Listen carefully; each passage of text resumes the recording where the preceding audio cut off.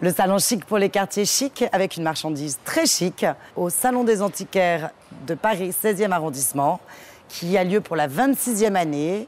La dominante de ce Salon des Antiquaires, c'est vraiment le mobilier du XVIIIe siècle. Il y a un grand retour en force aujourd'hui, c'est une vraie valeur sûre. C'est peut-être pour ça qu'aujourd'hui, ça marche de mieux en mieux.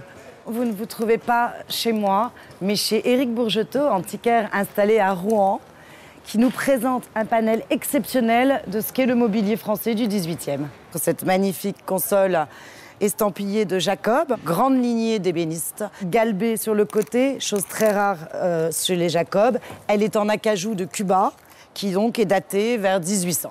Et vous trouverez cette magnifique desserte chez Jacques Briot, antiquaire installé à Blois. Ici aussi, une ambiance 18e, chez Ludovic Polat de Vildon, installé à Versailles. Vous trouverez un buffet de chasse assez spectaculaire de par sa taille à double évolution en chêne, mais aussi une très jolie paire de lanternes vénitiennes du 18e.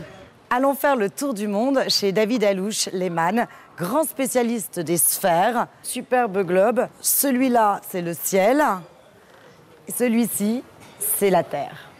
Moi, j'aime beaucoup ce spectaculaire tableau qui appartient à Florence de Volder, installé à Paris. Regardez, il y a plus de 300 personnages. Vous trouverez le peintre lui-même, et qui est le seul de tous ces personnages à nous regarder.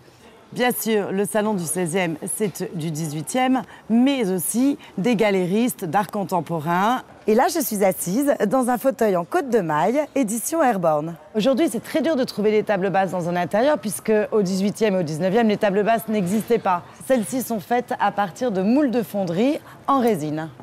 Ça, c'est une compression de canettes de coca. Pièce unique d'Alfredo Longo.